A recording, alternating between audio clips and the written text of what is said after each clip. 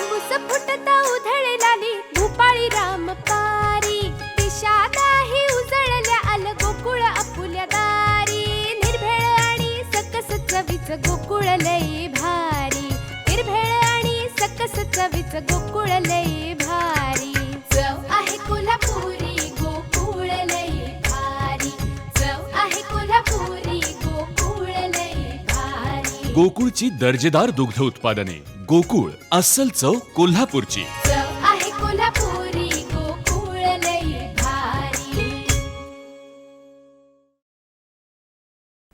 हवामानात झालेल्या अचानक बदलामुळे वेंगुर्ला येथील हॉलीक्रॉस रापण मच्छीमार संघाची जाळी खडकात अडकून जाळ्यांचं लाखो रुपयांचं नुकसान झालं आहे। यामुळे या रापण मच्छीमार बांधवांवरती मोठं आर्थिक संकट आलं आहे।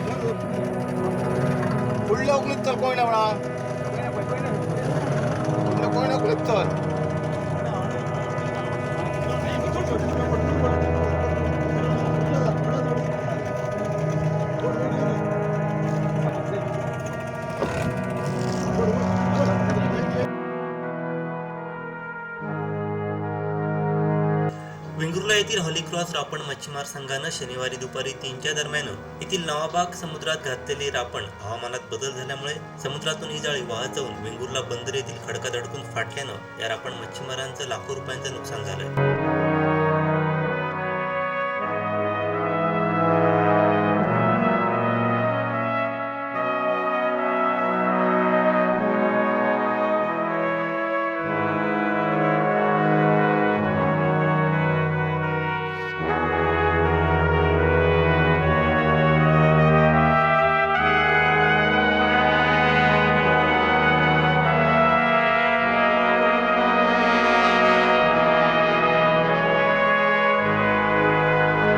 रापणीच्या होडीचं काही प्रमाणात लाकूड तुटून होडीला सुद्धा छिद्र पडून नुकसान झालंय। त्यामुळे या रापण मच्छीमारांवरती मोठं आर्थिक संकट उभं राहिलंय।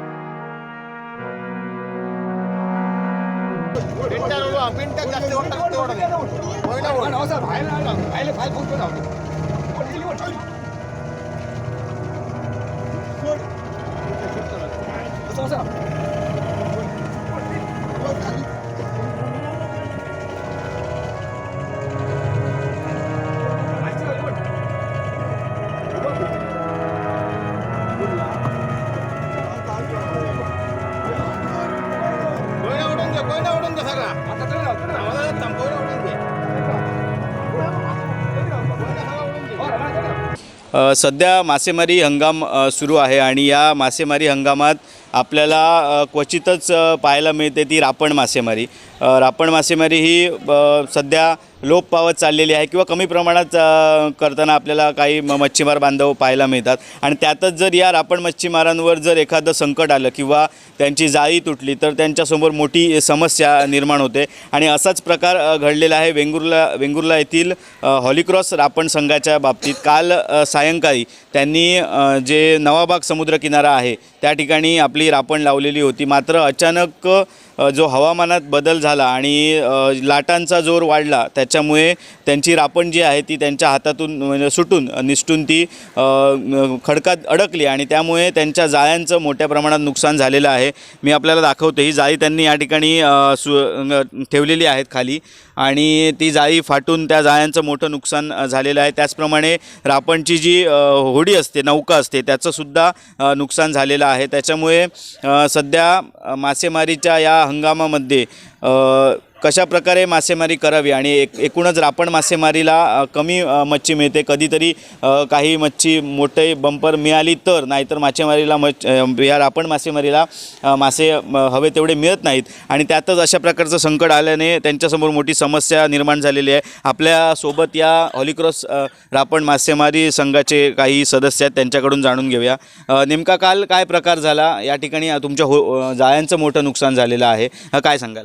आम्ही संध्याकाळी 3 वाजता जवळजवळ रापण मारण्याकडे होडी पाण्यात ढकलली आणि रापण मारीत गेलो आणि अचानक हवामानात बदल झाला आणि दक्षिण वारे वाहू लागले आणि आम्हाला दक्षिण वारे वाहले, त्यामुळे आम्ही किनाऱ्याला येऊन पोचलो. तर आमची रापण बंदरावर जे माणूस होते त्यांनी सांगितलं तुमची रापण संपूर्ण पाण्यामुळे जाऊन खडकात अडकलेले आहे. त्याच्यामुळे ताबडतोब आम्ही जाऊन होडी घेऊन ती रापण ओढण्याचा प्रयत्न केला, पण आमच्या आता रापण खडकात अडकल्या रापण येऊ शकली नाही. आणि मग आमचा एक इथला स्थानिक सचिन मोर्जे आला, तो फायबर घेऊन त्याने मशनीवर धरून थोडीशी रापण आम्ही आमच्या होडीत घेतली आणि होडीला पण आमच्या जरा मार लागला खडकाचा आणि जवळजवळ 75% रापण आमची तिकडे अडकून पडली. ती रात्रभर तिथेच होती आणि आमचं बरंचसं जवळजवळ लाखो रुपयाचं नुकसान आमचं झालं. आणि आम्ही आता दुसऱ्या दिवशी येऊन फायबर नेऊन आम्ही ती रापण आता उपटून काढली, पण रापणीचं काय एक मिळालं नाही, फक्त वरची दोरी खालची दोरी आणि आम्हाला संपूर्ण आत म्हणतात मास म्हणतात ते, म्हणजे जाळं तिथे खडकात रुतून राहिलं.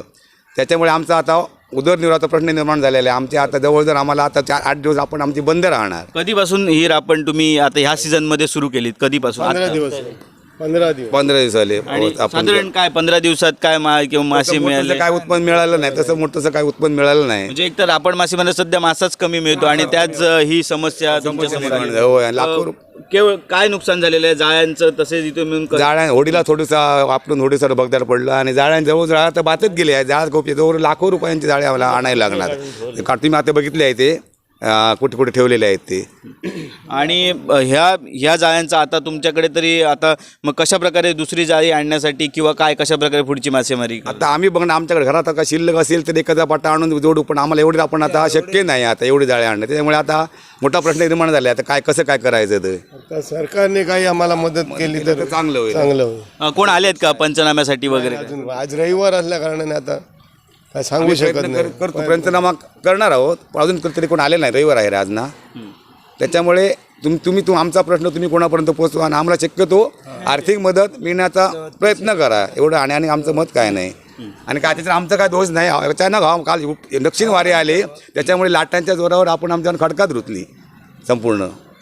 निश्चितच काल वाऱ्यांच्या प्रवाहात बदल झाल्यामुळे या रापण मच्छीमारांचं मोठं नुकसान झालेलं आहे. जवळजवळ ह्या जाळी जी आहेत ती लाखो रुपयाची जाळी आहेत आणि ती जाळी काही ठिकाणी फाटल्यामुळे पूर्ण जाळीच खराब झालेली आहे. त्याच्यामुळे मोठं नुकसान त्यांचं झालेलं आहे. आणि रापण मासेमारी ही काही कमीच पाहायला मिळते आणि त्यात मासे कमी मिळाल्यामुळे या ठिकाणी आर्थिक गणितही घालणं कठीण होतं आणि त्यात अशा प्रकारचं नुकसान होणं म्हणजे मोठं संकट या मच्छीमार बांधवांवर आलेलं आहे. त्यामुळे निश्चितच शासनाने याकडे लक्ष द्यावा आणि त्याचप्रमाणे यांच्या जाळ्यांचा पंचनामा करून त्यांना योग्य ती नुकसान भरपाई योग्य वेळेत द्यावी अशी मागणी सध्या मच्छीमार बांधवांकडून होत आहे. कोकण 7 लाईव्हसाठी दीपेश परब, वेंगुर्ला. आमचे दिवसभरातले सर्व अपडेट्स, ताज्या घडामोडी आणि थेट लाईव्ह पाहण्यासाठी सबस्क्राईब करा, लाईक करा कोकणचं नंबर 1 महा चॅनल कोकण 7 लाईव्हचं YouTube चॅनल.